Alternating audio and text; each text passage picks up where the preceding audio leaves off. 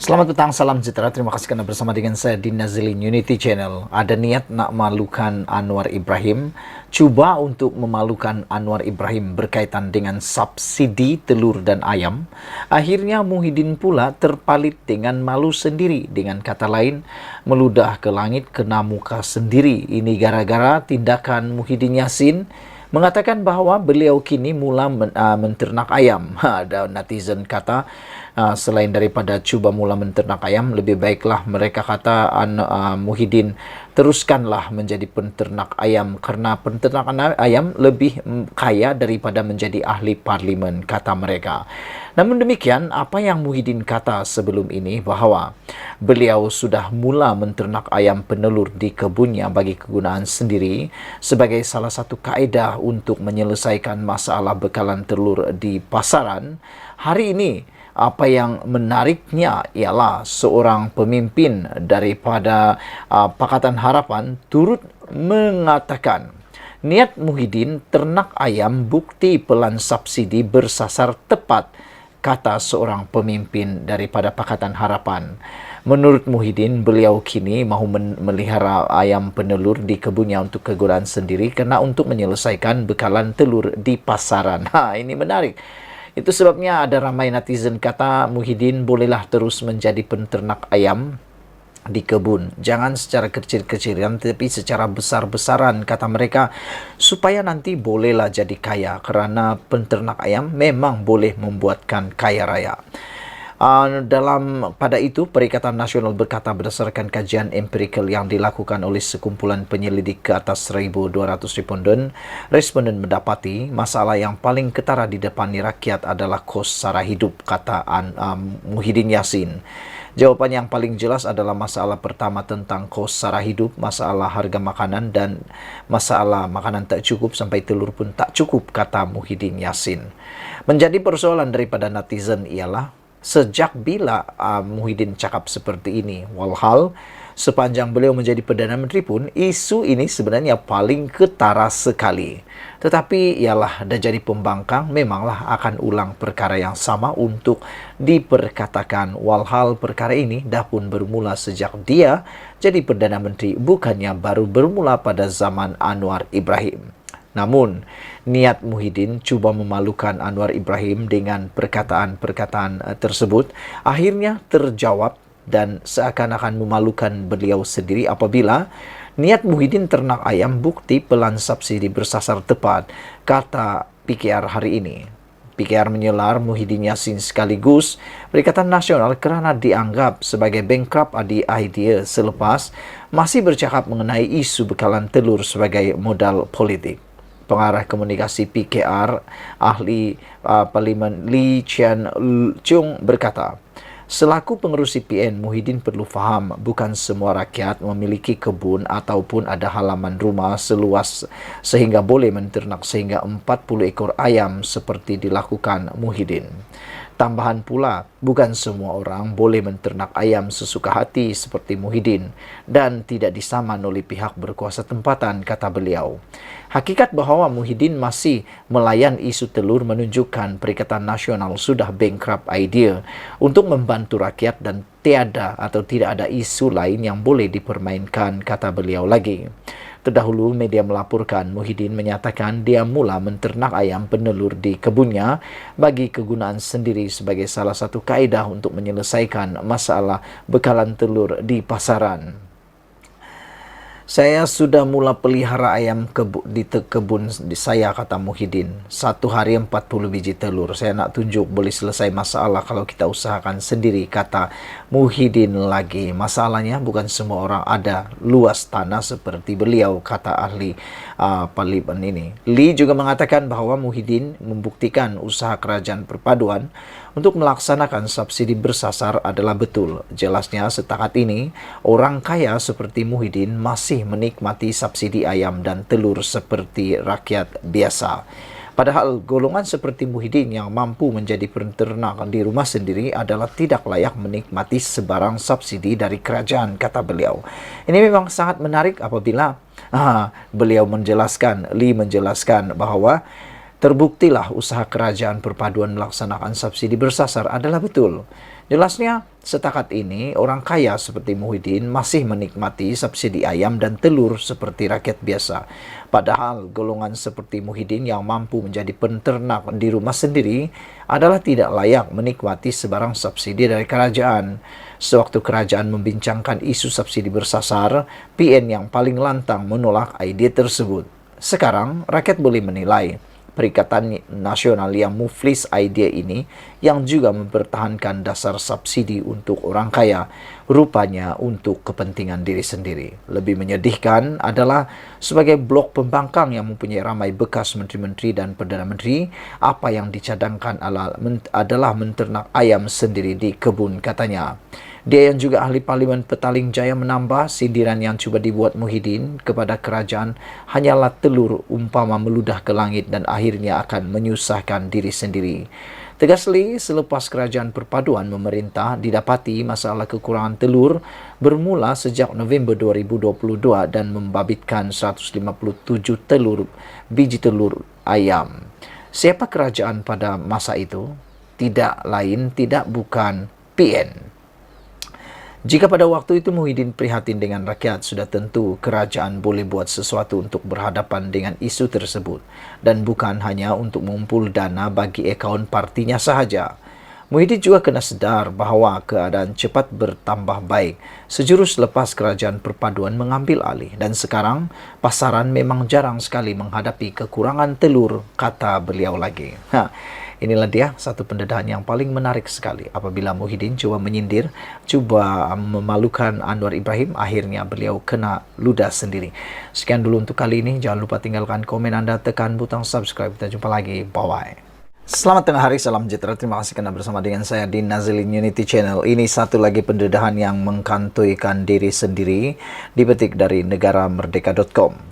Anak emas Haji Hadi tersipu malu kantoi menipu tiket bas ke Kelantan tarik PRN telah habis dijual.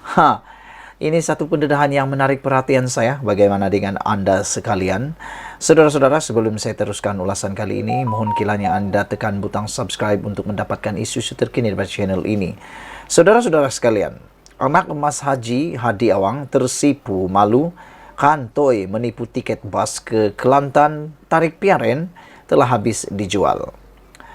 Syarikat Bas Konsortium I Mutiara Berhad masih belum membuka jualan tiket balik ke Kelantan untuk pilihan raya negeri PRN pada 12 Ogos depan.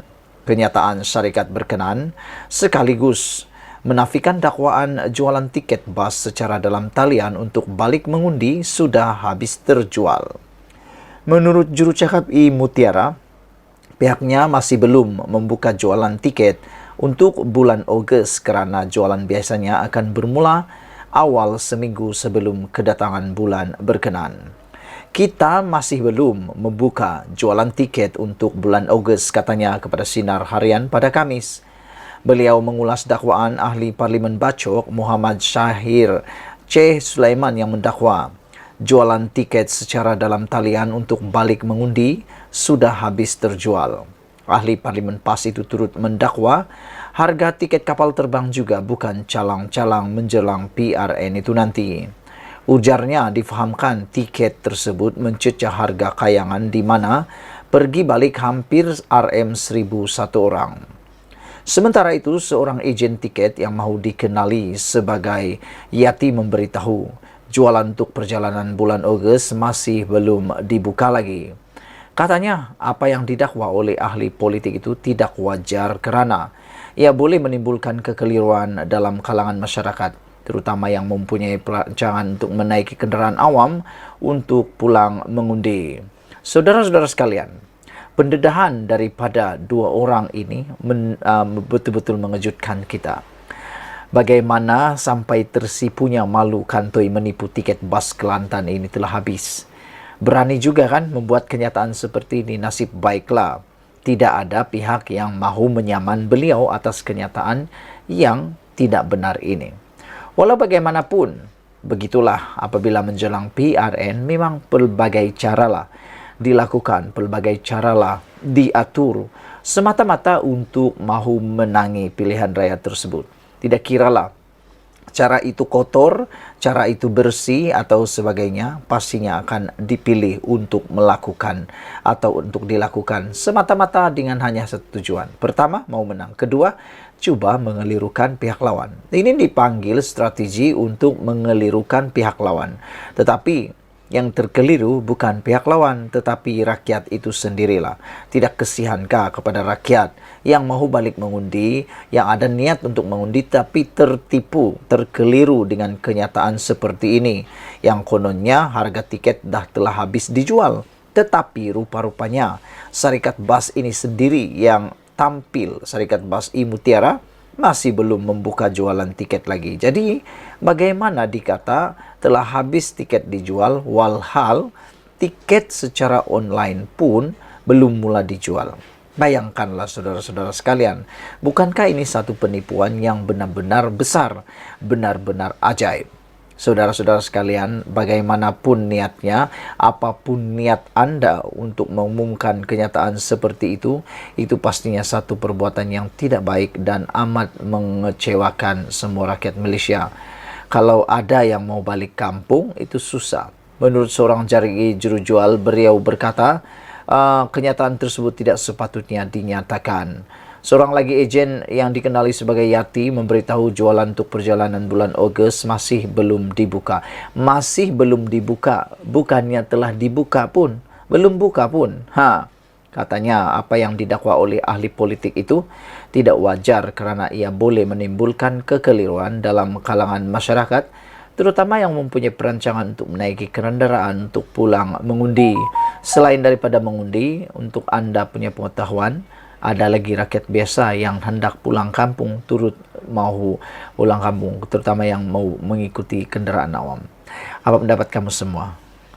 Jadi dengan tajuk yang menarik dan panas luar biasa ini, anak emas Haji Hadi tersipu malu, kantoi menipu tiket bas ke Kelantan, tarik PRN telah habis dijual. Sekian dulu kali ini, ikuti terus ulasan pendedahan selepas ini. Selamat petang, salam sejahtera. Terima kasih karena bersama dengan saya di Nazilin Unity Channel. Petang ini saya dikejutkan dengan satu pertanyaan daripada netizen yang pastinya Anda akan tertarik, dan ikuti terus ulasan kali ini karena ia sangat menarik. Seorang netizen bertanya kepada saya, adakah PAS layak bertanding pada PRN 6 buah negeri ini? Saya agak terkejut dengan persoalan tersebut dan saya bertanya, dari mana Anda mendapat persoalan ini? Bagaimana Anda terfikir bahwa PAS tidak akan bertanding pada PRN akan datang ini? Dari mana faktanya dan bagaimana persoalan itu boleh timbul? Netizen ini berkata bahwa mereka bertanya atas faktor keputusan yang diumumkan pada 27 Jun lalu, yang mana Mahkamah Pilihan Rakyat Terengganu telah pun membatalkan kemenangan calon Parlimen Kuala Terengganu, yaitu Datuk Ahmad Amzad Hashim, atas dakwaan dan atas terbuktinya perbuatan rasuah di dalam pilihan raya baru-baru ini bertujuan untuk mempengaruhi pengundi pada PRU 15. Hakim Datuk Seri Muhammad Fairuz Jeffrey dilaporkan berkata pihak pempetition yaitu Barisan Nasional BN telah berjaya membuktikan perbuatan rasuah berlaku dengan tujuan mempengaruhi pengundi pada PRU 15. Dengan itu, SPR telah pun menunggu perakuan hakim pilihan raya untuk mewartakan kekosongan kerusi dan mengadakan pilihan raya. Menjadi persoalan daripada netizen kepada saya ialah mereka kata rasuah tetap rasuah. Bagaimanapun bentuknya, rasuah tetap satu perbuatan yang terkutuk. Rasuah tetap perbuatan yang berdosa, kata mereka. Apapun niatnya, apapun perkaranya, kata mereka, perbuatan rasuah tidak boleh diampuni atau tidak boleh diterima oleh sesiapapun. Kerana kalau tidak, ini akan jadi satu duluan dan satu ingatan ideologi baru bahwa rasuah boleh menjadi halal untuk tujuan yang dianggap betul. Walaupun perkara itu memang tak benar, tak betul sama sekali. Oleh sebab itulah mereka kata, kalau rasuah di luar sana boleh dipenjarakan, boleh menyebabkan sesuatu tempat itu diharamkan, mereka bertanya, tidak bolehkah PAS diharamkan daripada menyertai PRN kali ini? Mereka kata disqualify saja PAS kerana telah pun terbukti melakukan perbuatan rasuah. Dan ini bukan satu perkara yang masih boleh dinafikan kerana ia telah pun diumumkan. Selain daripada itu, tindakan PAS untuk tidak merayu atau tidak melawan keputusan ini, menurut Nurul Izzah, anak kepada Datuk Seri Anwar Ibrahim, beliau bertanya, adakah ini membuktikan PAS adalah parti yang rasuah, beli undi untuk menang pilihan raya? Selain itu, Nurul Izzah juga mengatakan bahawa ini mungkin sebabnya beberapa tempat kawasan Pakatan Harapan kalah dalam PRU baru-baru ini. Keputusan PAS tidak mengemukakan rayuan membuktikan unsur rasuah dan beli undi berlaku di kawasan itu menurut Nurul Izzah Anwar.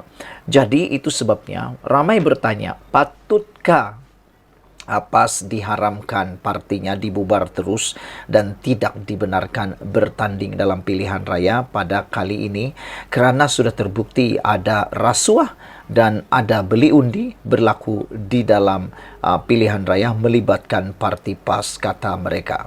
Apa pendapat anda semua? Adakah PAS boleh bertanding ataupun perlu diambil tindakan yang lebih jelas lagi? Saudara-saudara sekalian, mungkinkah SPRM akan mengambil tindakan untuk isu rasuah dalam pilihan raya ini? Karena berdasarkan kepada fakta sudah terbukti ada unsur rasuah untuk mempengaruhi pengundi. Selain daripada itu, ianya juga tetap rasuah. Tiada yang kata rasuah ni rasuah yang betul, rasuah yang baik. Tiada yang kata rasuah ni dengan niat, tiada yang rasuah ni dengan perkara untuk kemenangan dan sebagainya. Pada pendapat saya, rasuah tetap rasuah, dosa tetap dosa, perbuatan jahat tetap jahat. Walau macam mana pun ia dilakukan dengan apapun alasan, ia adalah satu perbuatan yang harus kita hindari. Tidak pedulilah bukan sekadar pilihan raya, tetapi untuk semua perkara. Jadi, sila tinggalkan komen anda, tekan butang subscribe dan apa pendapat anda tentang ulasan dan juga pertanyaan daripada netizen ini. Sekian dulu untuk kali ini. Jangan lupa tinggalkan komen anda, tekan butang subscribe. Kita jumpa lagi. Bye-bye. Selamat pagi, salam sejahtera. Terima kasih kerana bersama dengan saya di Nazlin Unity Channel. Isu yang paling hangat petang ini dipetik daripada negaramerdeka.com menulis, kini terbukti PAS parti rasuah, beli undi untuk menang pilihan raya. Persoalan ini makin menjadi besar di media sosial dan saya rasa anda juga mungkin akan share video ini kerana ianya amat berkait rapat dengan pilihan raya negeri yang akan dilangsungkan tidak lama lagi. Persoalan besar ini haruslah dijawab oleh kita semua. Anda sila tinggalkan komen anda dalam ruangan komen. Apakah anda juga tertarik ataupun ada juga anda setuju dengan tajuk ulasan kali ini daripada negaramerdeka.com? Kini terbukti PAS parti rasuah, beli undi untuk menang pilihan raya. Keputusan pimpinan PAS tidak akan mengemukakan rayuan terhadap keputusan petisyen pilihan raya bagi Parlimen Kuala Terengganu, membuktikan unsur rasuah dan beli undi berlaku di kawasan itu. Naib Presiden PKR Nurul Izzah Anwar mendakwa sebelum ini pelbagai teori dan asbab diberikan Perikatan Nasional PN apabila mereka berjaya merampas beberapa kawasan yang menjadi kubu kuat Pakatan Harapan PH dan Barisan Nasional BN pada pilihan raya umum ke-15. Semasa PRU lalu, bukan saja Permatang Pau, kita juga tidak dapat mempertahankan Merbuk dan Kepala Batas. Ada banyak teori yang mereka bagi, antaranya kenapa mereka menang, sebab A dan B dan C. Tetapi hari ini pimpinan PAS tidak mempertahankan kekalahan mereka di mahkamah. Kala petisyen pada pilihan raya di Kuala Terengganu membuktikan rasuah dan membeli undi memang berlaku. Inilah sebabnya mereka memenangi kerusi itu, kata beliau lagi. Beliau berkata demikian ketika berucap pada ceramah jelajah madani PKR di Bukit Selambau semalam. Pada 27 Jun lalu, Mahkamah Pilihan Raya Terengganu membatalkan kemenangan calon Parlimen Kuala Terengganu Datuk Ahmad Amzad Hashim pada PRU 15. Hakim Datuk Seri Muhammad Firuz Jafril dilaporkan sebagai berkata, pihak pempetisyen iaitu calon Barisan Nasional BN Datuk Muhammad Zubir Embong berjaya membuktikan perbuatan rasuah berlaku dengan tujuan mempengaruhi pengundi pada PRU 15. Berikutan keputusan itu, Suruhanjaya Pilihan Raya SPR akan menunggu perakuan Hakim Pilihan Raya untuk mewartakan kekosongan kerusi dan mengadakan pilihan raya. Pada 3 Januari lalu, UMNO Terengganu memfailkan petisyen untuk membatalkan keputusan PRU 15 bagi Parlimen Kuala Terengganu di Mahkamah Tinggi mengikut Akta Kesalahan Pilihan Raya 1954. Pengurusi Badan Perhubungan UMNO Terengganu, Datuk Seri Ahmad Said dilaporkan berkata, petisyen itu difailkan antara lain atas dakwaan PAS menyogok pengundi dengan mengagihkan wang bantuan diberikan kerajaan negeri pada 15 hingga 17 November lalu, iaitu beberapa hari sebelum pengundian PRU 15 melalui program iPension, iBelia dan iSiswa. Pada PRU 15, Ahmad Amzad menangi kerusi Parlimen Kuala Terengganu dengan memperoleh majoriti 40,907 undi selepas menewaskan 3 pencabar lain daripada termasuklah Muhammad Zubir. Saudara-saudara sekalian, pendedahan kali ini datang daripada anak Anwar sendiri, iaitu Nurul Izzah. Amat menarik kerana Nurul Izzah jarang sekali mengemukakan ayat-ayat kontroversi seperti ini. Namun kali ini Nurul Izzah akhirnya bersuara berkaitan dengan keputusan petisyen pilihan raya yang telah pun dimenangi oleh pempetisyen Barisan Nasional. Nurul Izzah kata bahawa kala petisyen pada pilihan raya di Kuala Terengganu membuktikan rasuah dan membuli undi memang berlaku. Inilah sebabnya mereka memenangi kerusi itu, kata beliau lagi. Jadi, soalan mudah untuk kita semua. Kini terbukti PAS parti rasuah beli undi untuk menang pilihan raya. Sekian dulu untuk kali ini. Ikuti terus ulasan selepas ini. Dengan itu, di mana asasnya ada kenaikan harga barang-barang dijangka akan berlaku. Saudara-saudara sekalian, ini satu pendedahan yang mengejutkan kita semua apabila tular dalam media sosial kononnya pada bulan Ogos akan berlaku kenaikan harga. Namun demikian, itu sebenarnya hanya satu pancingan undi dalam PRN akan datang ini. Ianya satu sentimen yang dipermainkan yang cuba ditimbulkan oleh pihak-pihak tertentu yang berkepentingan. Namun demikian, Menteri yang bertanggungjawab telah memberikan jaminan bahawa tidak akan ada kenaikan harga barang. Namun demikian, ada juga orang yang cuba-cuba mengaitkan kononnya berlaku kenaikan harga pada bulan Ogos ini. Tidak lain sebenarnya dengan menyebut kenaikan itu dijangka bermula pada Ogos, ia adalah jarum halus yang bertujuan mencucuk virus kemarahan ke dalam jiwa rakyat menjelang pengundian PRN 6 negeri pada 12 Ogos.